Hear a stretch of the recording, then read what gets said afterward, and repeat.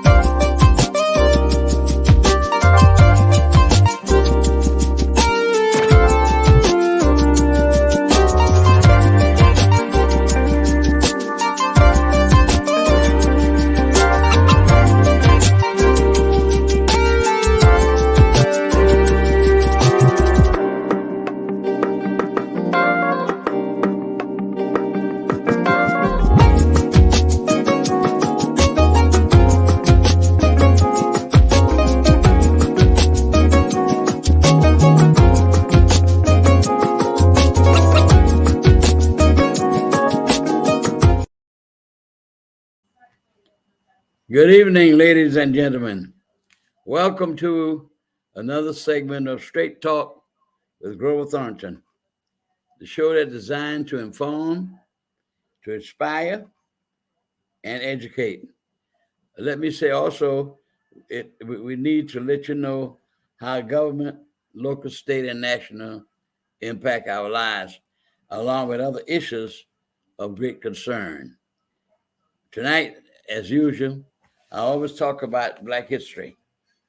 I imagine you see this man from time to time on the television, and he say that Black history is every day. And we need to know more and more about our history and to pass our history down to our offsprings and from generations to generations. We cannot become so complacent that we don't care or you think we have it made, but we have not had it made. They're trying every day in a lot of areas to turn back the clock the way things was to the status quo. But we need to keep pushing forward with our race, and that's why I say Black history is every day, and it's instill pride, dignity, and awareness among ourselves, because we are the ones that must push our young people. And that's why I was saying things today, and that this program has been on the internet now for 1 year this month. And God has been very gracious for me to do that, to inform you. There's no question about it. Every man is born will die sooner or later. And every day, the moment you're born, the moment you start dying. And we all come to that period where we have to pass from life to death. So I will start off right now with on Black history. I'm going to show you, and I think it's real good. When I went to high school, in junior high school, we had to do reports, write about a certain person, and that's why they exchange ideas. Somebody may write about Dr. George Washington Carver, somebody may write about Booker T. Washington, etc. And as we move forward towards a more involvement into the mainstream of American life, then of course more great people came, more and more God raised up to help deliver us from the terrible calamities that we had to deal with, and we're still dealing with them. I have a very distinguished guest on my show tonight. Councilwoman Shabazz was supposed to have been here tonight, but she had a conflict with her schedule at the last moment, and she called me and she apologized for not being able to speak tonight, but she will be rescheduled sooner or later. And I have a very distinguished gentleman, one of the finest men that I have the respect for, that I work with in this community. And I know all the men who try to move this community forward, because I started working in the civil rights movement when I was 18 years old when I met Thurgood Marshall, and I was president then of the NAACP Youth Council. So therefore, I know people who have made a contribution, those who have and those who have not. And a lot of the late comers along, and a lot of time I say now, they were my age or in my group where they didn't do anything. But now they're jumping on the boat, on the train. That's all right. But when the train needed moving, they were nowhere around. But anyway, if they make a contribution to move the race forward, that's what I'm concerned about. Now, let me show you 3 outstanding people. I always talk about black folk and about this that we involved with today. I want to show you this gentleman right here. You will show Dr. Kanye first? Dr. George Washington Carver. He was a great scientist. In fact, white folk love him because he was the one that taught them with his experience how to cultivate the land, how to make their crops grow faster and better. And he in fact, he was so outstanding that Henry Ford, the developer of the Ford Company, automobile company, wanted him to work with him.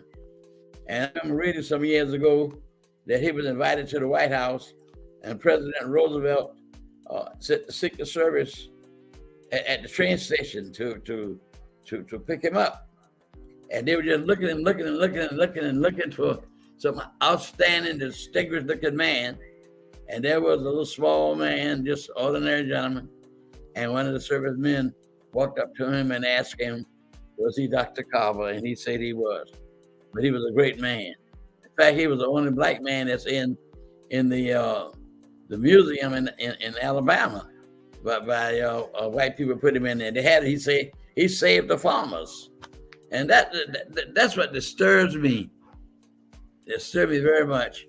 When I think of all the great things I have told you from time to time, great accomplishments that black folks have made. And yet still, they still want to keep us second-class citizens.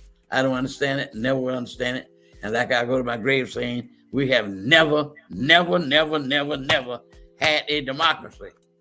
How you gonna have a democracy when 500 of your citizens was lynched and people voted not to have an anti-lynching bill? How can you have a democracy? A democracy like Thurgood Marshall said one time, when everybody get the same time, you get the same thing at the same time. Now, the next person I want to show you was a very industrial lady, and this lady, Miss Walker, Madam Walker, the lady who did so much in the hair business. Now, I think she would be very disturbed today if she was alive to see all these hair things that are going on today. Personally, I don't like them. 9 out of 10, I don't like them. I don't. I think she'll be very disturbed. But she was the first black millionaire. This lady built a business. She built a magnificent business. And she did a lot for the hair industry for black women. The next person I want to show you today is, because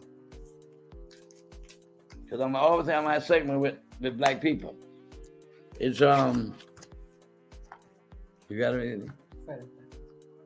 It's Frederick Douglass. And Frederick Douglass was a slave, and he escaped from slavery when he was young, and he was a slave in Baltimore and Maryland. And he became a very outstanding person during the abolition period. And he met many times with President Lincoln, pleading to him to emancipate slaves. So he was very fine in that manner. And he was outstanding. And when emancipation came, he was just elated over that fact. But he had a lot to do with putting the pressure on President Abraham Lincoln. Now, I read 5 books on Lincoln, and a lot of time I was the same with a lot of things about him. But he was not an abolitionist. Don't you want people to understand that? And some people want to say, well, we was a byproduct because over 5,000 men joined the Union Army to help for their own freedom. And of course, when Lincoln was assassinated, they had the 54th Regimental Band out of Massachusetts. They had the procession with his funeral in Washington. And of course, they took his body and they went from Washington to other places on down till they got to Illinois, where they buried him in Illinois, Springfield, Illinois, where President Obama went there to kick off his presidential campaign. See, a lot of people don't know these things. A lot of young people don't know these things, and they don't talk about these things in school. In fact, now down in Florida, Mr. DeSantis has this culture war going. He wants to take all the history about black folk out. And I got one I want to show you. This is an example. Show the public this picture. I showed you this little girl before. This little girl right here, and she was the first student in Louisiana to integrate that elementary school, and they took the kids out rather than have them go to school with this little 6-year-old girl, Ruby Bridges. She passed last. She was third, sixth guy, by being the only little girl. And if you can see, she was being escorted. She was being escorted by, excuse me. All right. We had a little breakup. I'm sorry. We back on that. You know how technology is. She was being escorted on this book, as you can see, about the United States Marshals. And what was so wonderful about this whole situation, a white woman came all the way from Boston, Massachusetts. She was a retired school teacher to teach that child. The white people took all the children out of the schools. I cannot understand it. I will never understand it. We are all human beings created by Almighty God. You can't tell God how to make his people. God will be a very bold God if you only had one race to look at, if you only had one flower to look at, if you only had one fish to look at. He made a multiplicity of things. You can look at flowers, and I'm a lover of flowers. You can look at flowers in one place, you go another place, and you see flowers you never saw before. So when you criticizing a black person or a white person, you're criticizing God's creation. You're criticizing God's creation. And I'm glad today I have an outstanding gentleman on this show tonight who is a minister, and I got several questions to ask him. Now, next thing I want to say is talk about here. Is this gentleman right here? This gentleman right here, and you can these two gentlemen right here on Miss Natalie. Mm-hmm. Now, this first gentleman here is Thurgood Marshall. I've told you about him before. And all our black children ought to know about these people I'm telling you about, because they're trying to take black history out of the schools. They started one place, they're going to another place. And the next time I talk about education, I'm going to tell you about the two types of education you had. One was purposely segregated the kids, and the other one was not. But anyway, Thurgood Marshall went before the Supreme Court, the first black put on the Supreme Court, one of the finest constitutional lawyers in the history of the country. And he fought against, in the court, against the man named Judge Davis. He became one of the finest constitutional lawyers, this white gentleman. And South Carolina paid him at that time in the 50s, which was like $1 million a day. They paid him $125,000 for the South to try to keep black folk in separate schools. In a democracy. Unbelievable. And Lincoln said it was hypocritical that people would think of us as a hypocrites of the world, and we'd run around talking about democracy, and we had slavery. We had discrimination, segregation. Unbelievable. Unbelievable. And the country is going all over the world talking about democracy. But Thurgood Marshall went before the Supreme Court 32 times. 32. And lost only 3 cases. Won 29 cases. Almost 90%, way over 90% of his victories. And this other gentleman here, that was the man that he and his wife were the ones that gave Thurgood Marshall all the information that we needed to show that black children were being stigmatized because of the color of their skin, as if God made a mistake. So this man, Mr. Kenneth, what's the last name? I forgot. Clark. That's right, Clark. My mind got so many things on it. Mr. Kenneth Clark and his wife, they were psychologists. And one of the things that Mr. Clark did, Mr. Clark showed the court with documentation from other people. He was a psychologist in New York, went to the United School, and his wife. And what they did, I told you before, they took 3 dolls, and they took 3 children, and the black children, and asked them to go play with those dolls. Bring me the doll that you think is pretty. And they brought the white doll. Bring me the doll that you want to play with. They brought the white doll. Those type of things that showed the court how the color of one's skin made the determination that that's a bad child and a good child. Unbelievable. And then, of course, in Mr. Thurgood Marshall's honor, when I go to the post office again, I didn't know until the other day. I read that he had a stamp in his name. We have a lot of stamps. But you go to the post office, they don't be giving you no stamps with black folk. Now, when I'm going to, last time I went to get stamps, they give me Christmas stamps. Well, I wonder why is that? I got to call the post office and ask why we get Christmas stamps.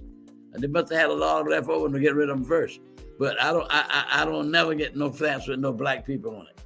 And next time I go, I'm going to ask for one for Thurgood Marshall or some other black. And we ought to do the same thing. Because that's where we educate our children and they're going to have the pride.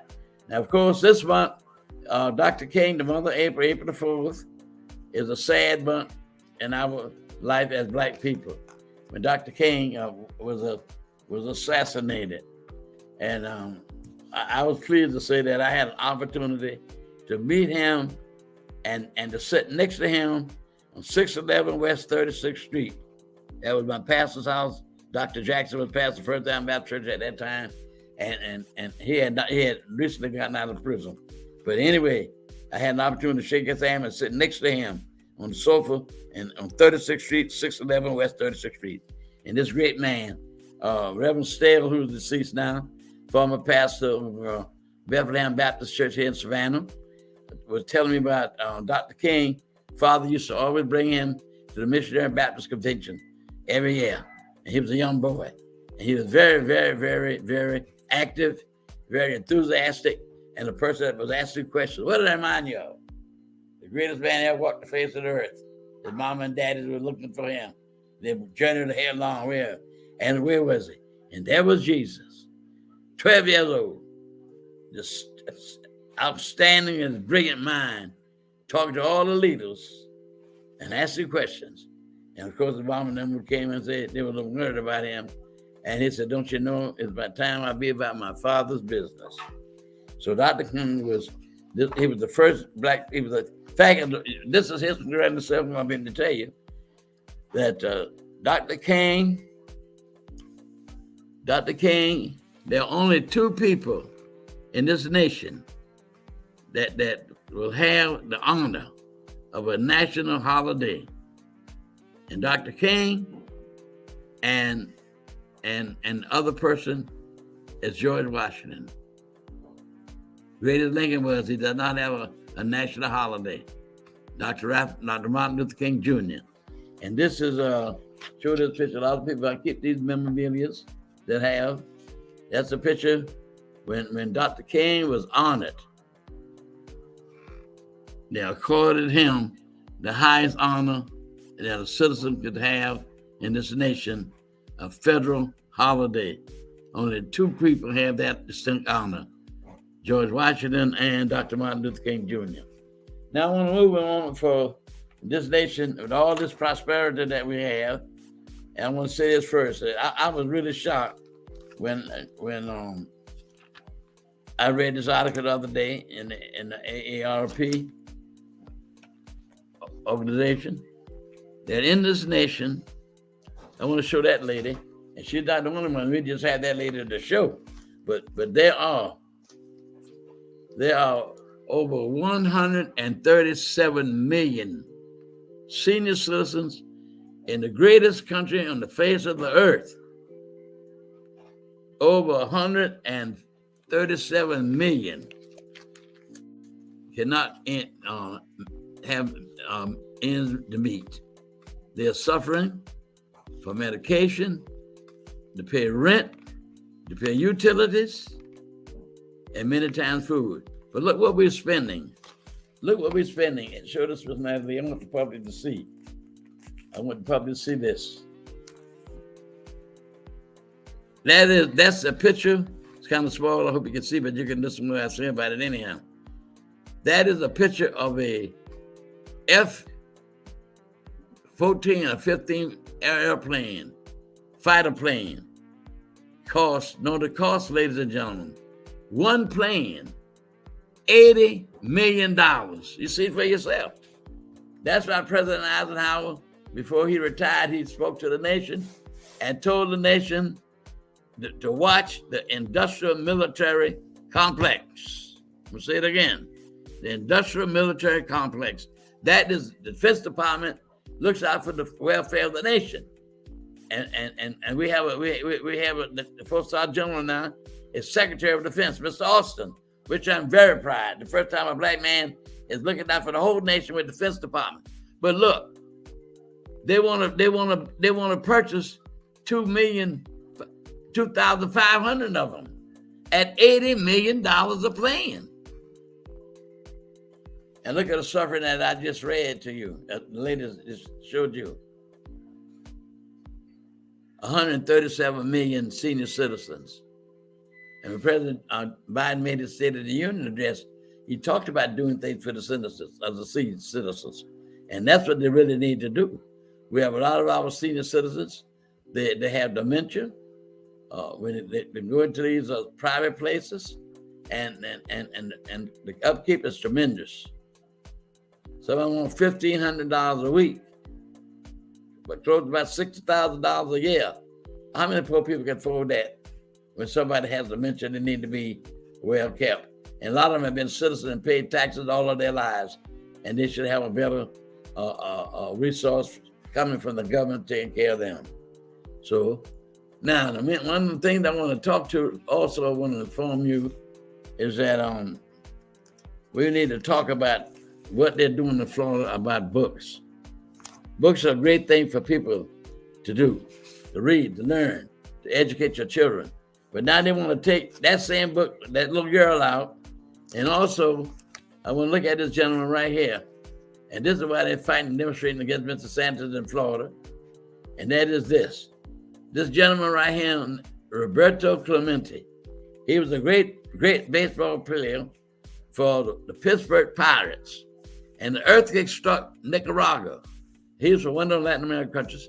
And he aboarded a small plane to take help, food, other essentials to help them, and the plane crashed. So somebody wrote a book about him. And the children cannot read that book about him. They cannot read that book about that little girl, Ruby Bridges, because it's that no good man, DeSantis. Who wants a president? He wants to run for president. You got to get out and vote. Vote, vote, vote. Who wants a man like him president? A racist president? We already got a dummy we had who wrecked the country, wanted to paralyze democracy. We don't need that.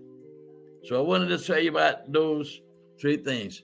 Now, before I bring my guests on here, I want to make something very clear. A gentleman called me and he asked me, he said, Mr. Thorne, would you explain to me about some of my friends said, they're going to take their monies out of the bank. My. But you don't understand some things, then of course you ask. Those two banks went bankrupt, ladies and gentlemen, and had to run on the bank. When people went to get their money, all their money was out of the bank gone. Now all this happened back there during the 30s, when they had the Great Depression. Sometimes I got pictures of people lining for food. It was terrible. And that's when President Roosevelt came in, created jobs and all that. I have to go into that sometime, but not tonight. But I just want to tell you about these banks. Congress passed a law. When you go in these banks, you see a big old sign in there somewhere in that bank, FDIC. And that stands for the Federal Deposit Insurance Corporation. That means your bank money is safe. Now up to $250,000. Now, if you got $1 million, I wouldn't put it all in that bank, because they're going to show up to $250,000. Now, these two banks that went bankrupt, they were not. I was shocked to find out that about a week or two ago when they were talking about this on the morning news program, that these two banks were not a member of the Federal Deposit Insurance Corporation. So people putting their money in a bank that was not even secured. However, the federal government moved fast and quickly, and we got money from the Federal Reserve, where the money is. All the country is broken down in different districts with Federal Reserves. And the Federal Reserve is a banker's bank. And that's where they got the money to put the money back in. Now, all these people who own these banks were not a member of the Federal Reserve, these two banks. All of those investors, these people that own the banks, they lost their money, and the government is not going to replenish that money to them. That's their loss. And I don't know what they're going to do for us, making them repay this money. Maybe they don't have no assets to do, and maybe they do. Now, I haven't heard no report from that, but I can tell you the government moved very quickly to make sure that the depositors did not lose their money. Because what happened in the 30s, and the banks went broke like that, to run on the bank, a lot of people lost millions and millions. Some people committed suicide, jumped out of buildings. It was terrible. So that's why the Institute that I was shocked, because it looked like the government would not allow anybody to establish a bank unless they were a member of the FDIC. So you don't have to worry about your money. Everybody got their money, and the Secretary of the State Treasury of the government, and I think it's whatever her name is, Yellen or whatever it is, but she made sure that all the depositors, like the president said, they got their money. So they can't go around and say they lost their money. Biden called somebody lost their money. And I'm sick of it, they're putting everything on Mr. Biden. I guess it's something happened in Turkey, Mr. Biden responsible for that. Inflation is high everywhere. Like, for instance, the war have a great impact on merchandise. The supply line is short. Like wheat, Syria. Ukraine was one of the big producers of the world for grain. But how can they produce grain when they're trying to save their lives fighting Russia? And then Russia turned around with all the gas side. Oh, but the Biden got something to do with the gas side. The man went into the Strategic Reserve, took out billions of dollars, millions of dollars worth of oil so we keep the economy going. The president can't do but so much. He can't tell the Russians what to do, and Russia made it even worse. Said you're gonna have to buy stuff with Russian money. Well, if Russia had not bought your goods, how you gonna get Russia's money? And then we allow China just about everything. You look at the stuff you buy, made in Taiwan, made in China, all that stuff. These countries going overseas, so they starved American workers where they can get all these merchandising goods at a lower price being manufactured. That affects the economy. $15 an hour. That you can't live with that. You can't live with no $15 an hour. And the people get mad with Dr. King because he was going to put no pressure on the government.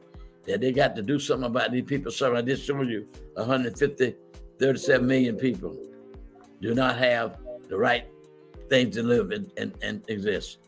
Now, I think I'm going to bring my guest on here tonight in the rest of the few minutes. And that gentleman is Dr. Leonard Smalls, the man who I had the highest respect for. Dr. Smalls, are you with me? I'm here. How are you tonight, sir? I am magnificent. You know, you've always been one of my idols. Not idols, I know I was into a God and Christ. You know what I meant? A man that I looked up to. And you know, Reverend Smalls, what I cannot understand, I watch Reverend Barber. I know you know of him. Yes. He's always on the TV talking about economic policies, economic conditions, even in places where they don't want to give people a decent wage to live. Mm-hmm. You know, I'm gonna tell the people one day I did what I did. I called the local office and got just how much money the congressman made. And I turned around and computed everything, even up to the hour, what they made an hour. One of them over $100-something an hour, and they don't want to give you $15. That's ridiculous. Well, how are you doing tonight? I am doing magnificent. Fine, and Miss Smalls did also. Now I want to ask you a question, sir. Let's look at the question I want to ask you about this killing in Tennessee. That's why I didn't mention it until you got on the show. This killing in Memphis, Tennessee. And you heard me talking about how this cultural war that DeSantis doing, taking all the books about Black history. They don't want, like I said on the show one time, if you had anybody in your family that ever had an operation and need blood, thank God for the black man that created the blood bank. Amen. This culture war now, sir, that leading into Pennsylvania, these two young men, and I took my hats off to them. They stood. What you think about that whole situation? What's your view?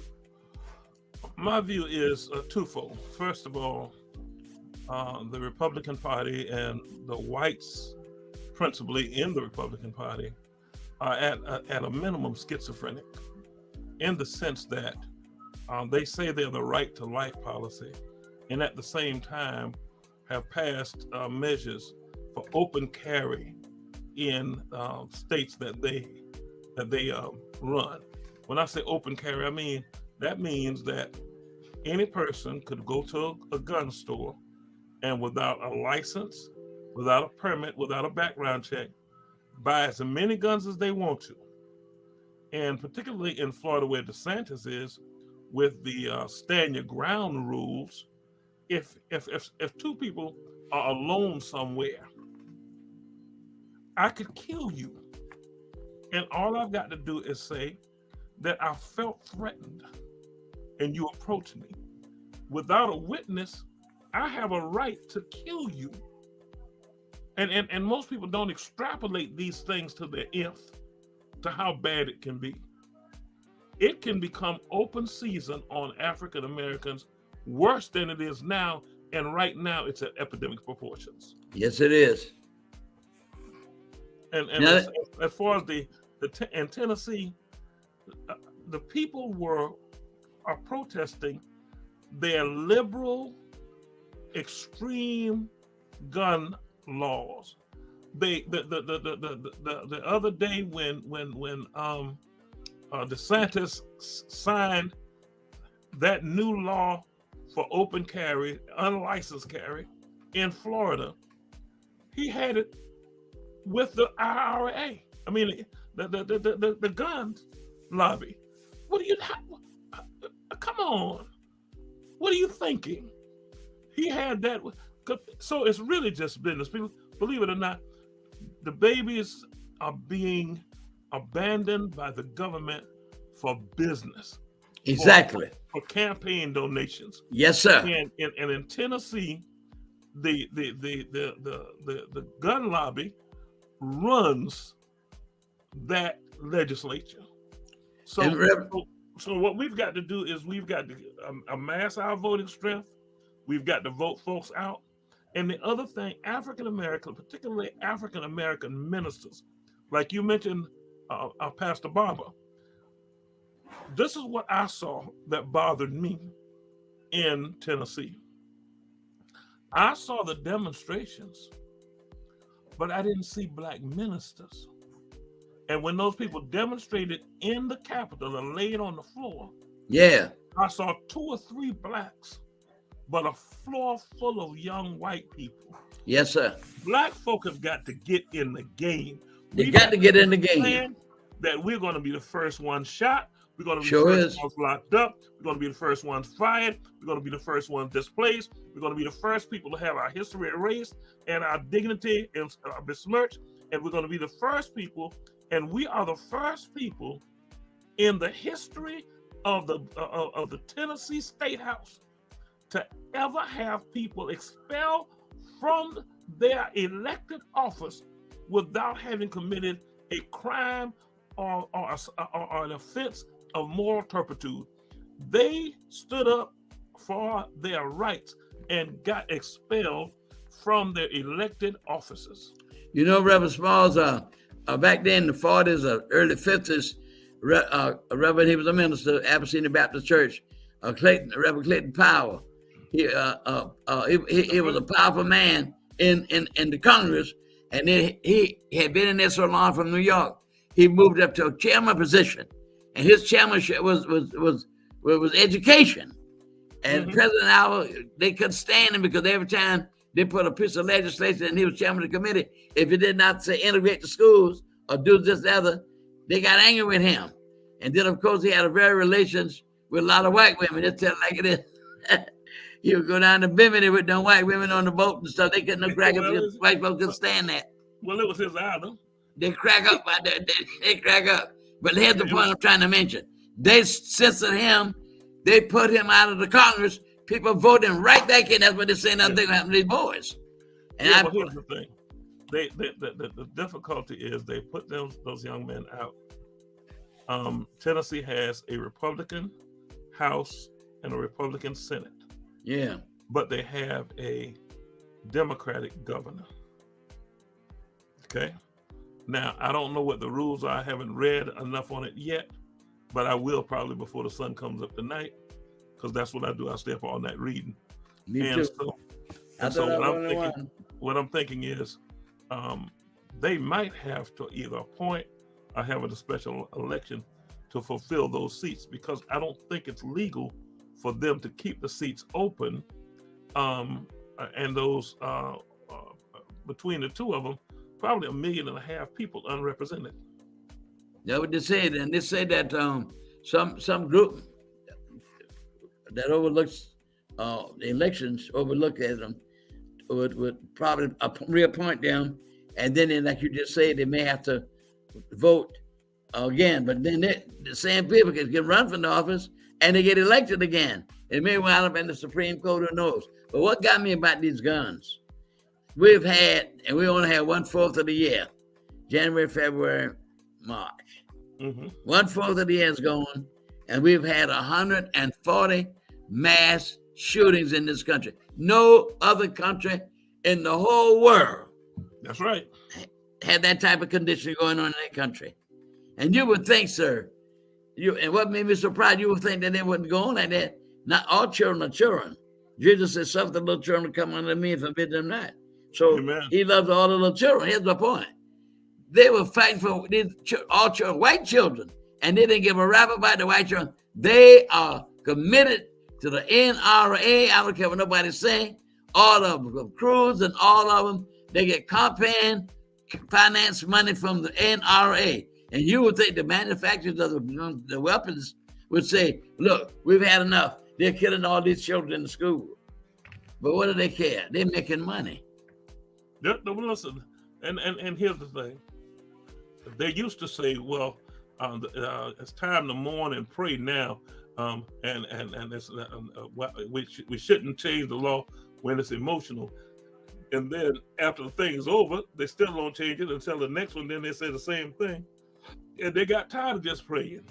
But the thing is, until we can take those folks to the proper resolve, until we can get them to the circumstance where they understand they can't keep those officers without us, which means black folk have to register and vote. Yeah, we got to get out and vote. That's just the bottom line is, if we don't register and vote, the cat's gonna eat our supper, as the old folks used to say. Yes, exactly. We need to get out and register and vote. And the thing is, they count how many of us vote. They count how many of us don't. And they treat us accordingly. Exactly. Every time we've been seriously interested as a fist in electing somebody for national office, they won. The Russians played with us as if they were Black Lives Matter and saturated our cities like Detroit and Philadelphia with propaganda about Hillary Clinton. They acted as if this really happened when Hillary ran against Clinton. They acted as if they were black, and they discouraged black people. So CNN and those, when the votes were coming in at the end of the night, they was wondering, well, what happened to Philadelphia? What happened to Detroit? What happened to Columbus, Ohio? And they was going, wait a minute, these numbers aren't right. That's why they were so surprised, because black folk drank the Kool-Aid and did not come out and vote in those cities, saying, well, we ain't so crazy about Hillary. They passed the law and crime law and stuff like that. We need to become more educated so we won't end up getting bamboozled right here in the city of Savannah. Right here in the city of Savannah. And another thing too, we have things in Savannah that, I'm a very candid person. That's just me. That things will be happening, and we don't have nobody be speaking out on them. Like you said, but I'm doing the best I can. You're about the only preacher I know. You ain't Reverend Benny Mitchell, and that guy was like, I remind Reverend Barber on the television. He lays it down like it is. And a lot of people crack up because the man takes a stand. And then if you, like Dr. Gilbert said one time, I shall never forget, and you know he did a lot of things in this city. Oh, And yeah. by the way, his precious, lovely wife, Mrs. Gilbert, she passed. And she was 102 years old. My Lord, she passed. She just passed. Yeah, last week. And she's 102 years old. Beautiful And woman. she went all over Georgia getting membership for the NAACP. Yep. And we could not vote. See, people, that's why I do this history, sir, to let our people know. We got a long ways to go. We have not arrived yet, and we can't be so preoccupied that, like you just saying, the rest of the vote. We could not even vote in the Democratic primary. Dr. Gilbert went all the way around the state of Georgia. And Ms. Gilbert raised the money for the Primus case. There were two ministers. The head man was Dr. Primus, a minister in Columbus, Georgia. Georgia. He filed a suit to vote into the Democratic primary. And Dr. Gilbert went all over Georgia, set up 40 NAACP chapters. Sure did. And black folk working and voted. Now we got a better chance. We've been shot, beaten up, and everything, the right to vote. And we will not do it. We got to get out and vote. And these people that doing these things against black people or history, we need to eliminate them from office. Well, we need to eliminate them. People need to know that the pastor of First African Baptist Church in Savannah is basically the father of the NAACP for the state of Georgia. And people need to know that. That's a piece of history. That's what I'm trying to tell you. The other thing people need to know, you think that this thing about putting somebody off of an elected office is just the one in Tennessee. That's the one you got to see. That's the one you got to know. This is happening all over the United States in pockets. Two of the ladies who were elected in Fayetteville ended up resigning because of how they were being treated early in their tenure on council.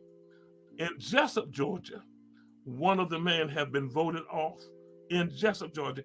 You got to understand, these plays that they're running, because we're not really up with everybody's information, they're running these plays over and over in different areas, and seeing that we're not opposing them properly, we're not taking them to court, we're not challenging them properly, and so we're losing.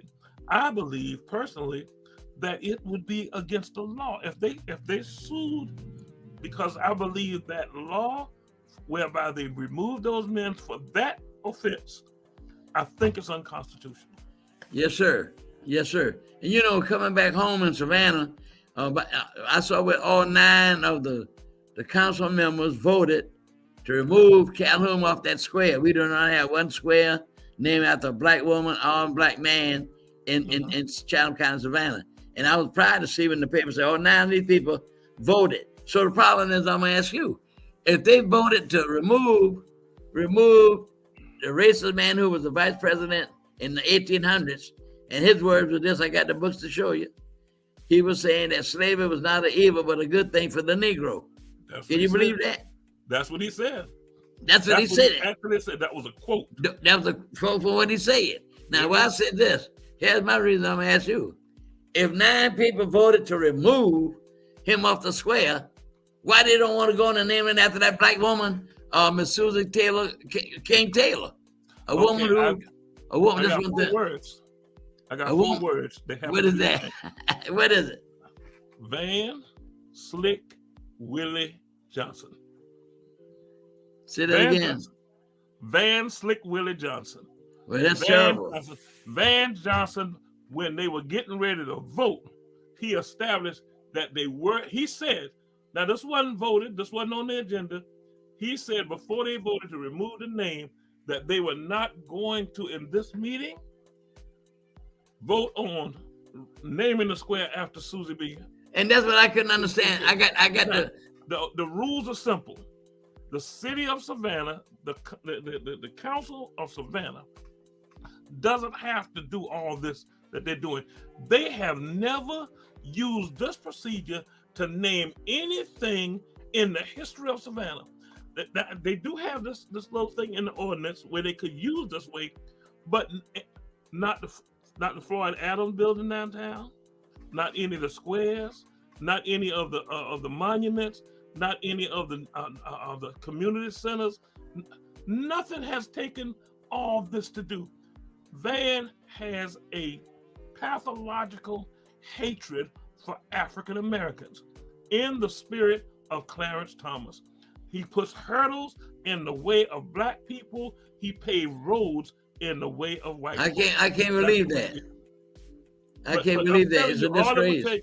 All it would take is a motion, a second, and a vote, and that square would be named for Susie King Taylor.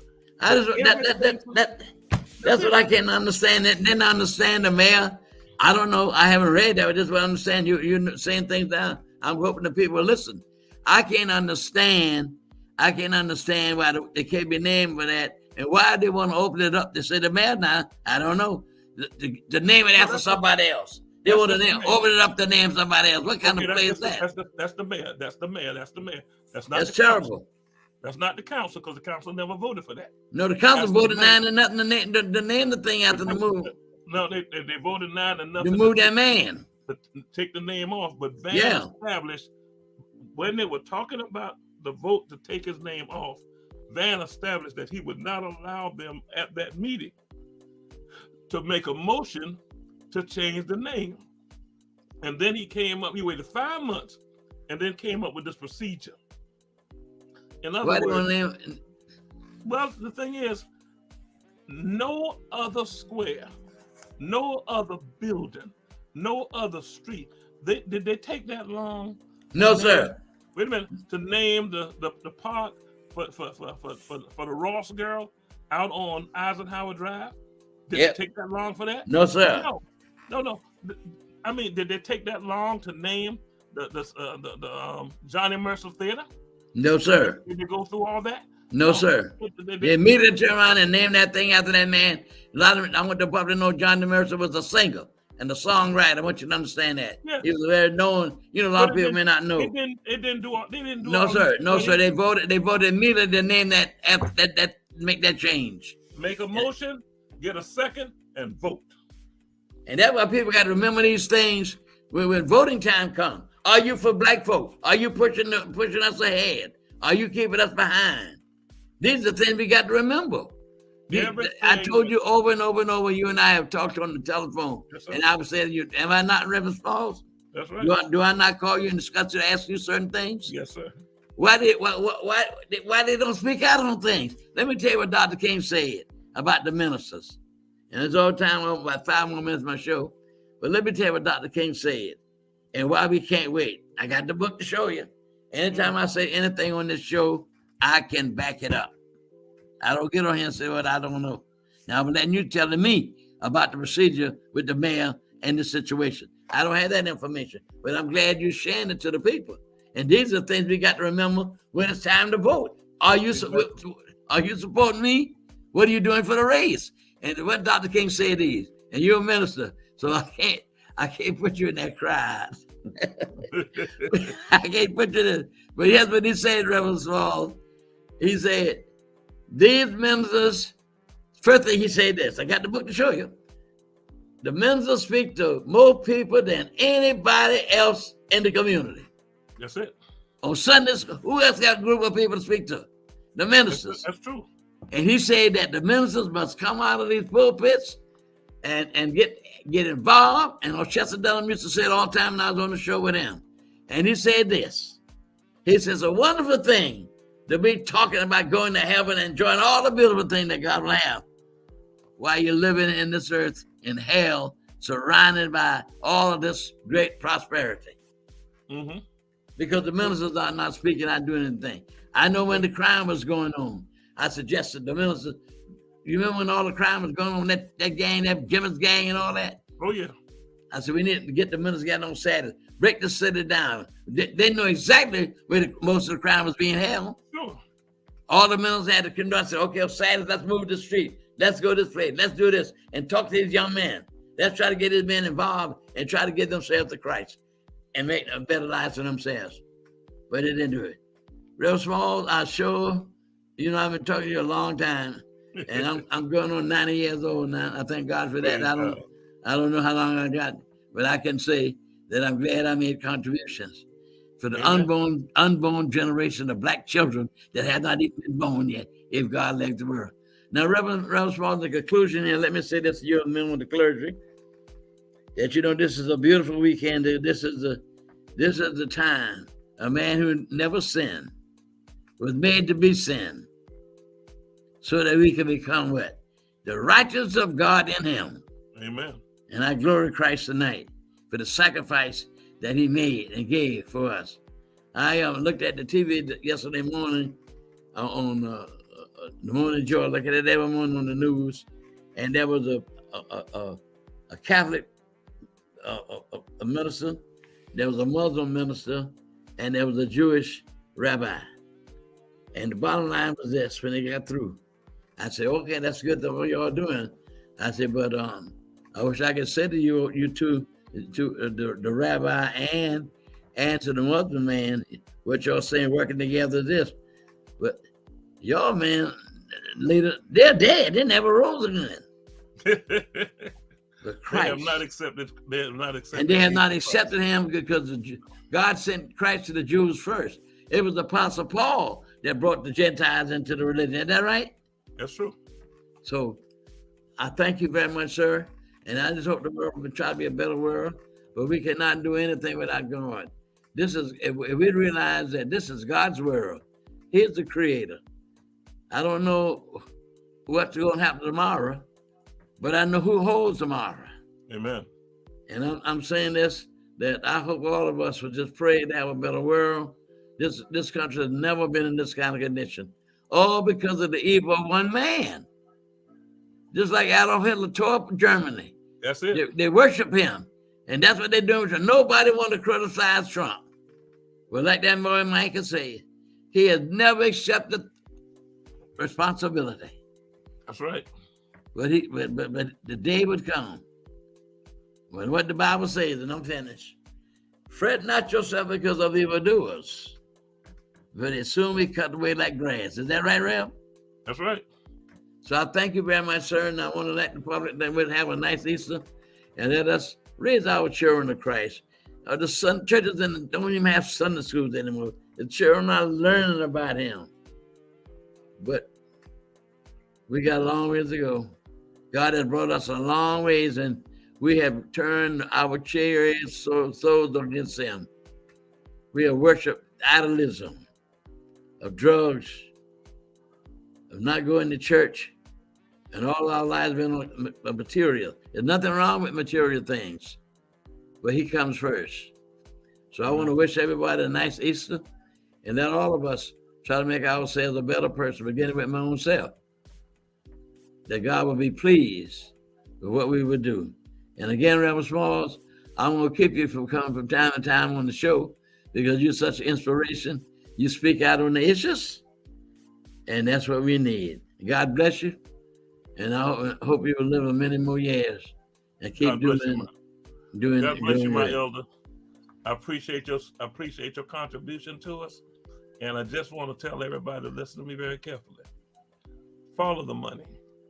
When you see pastors not showing up, it's because they're getting these little stipends and these little grants. That's terrible. And I'm just telling you what God loves. I'm telling you what God loves. I'm telling you the truth. And I know. And they're thinking that if they don't stand up, they're going to get loans to build churches or to buy houses and cars. But I am a living witness. Yes, sir. All my help, like David said, all my help comes from the Lord. Thank you for having me, my friend. And I thank you. God bless you. And thank you, ladies and gentlemen, and have a bright one Easter. And let's keep God and Christ in Easter. Thank you. Like that.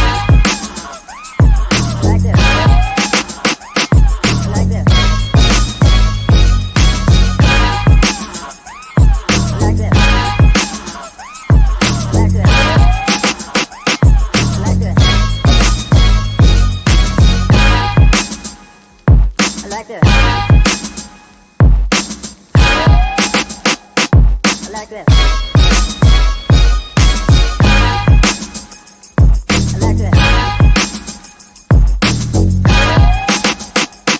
I like this.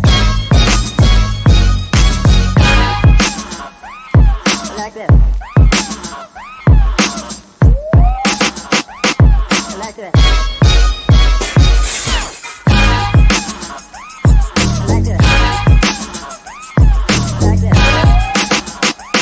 I like this. I like this.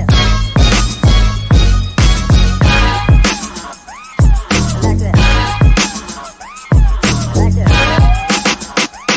I like this. I like this.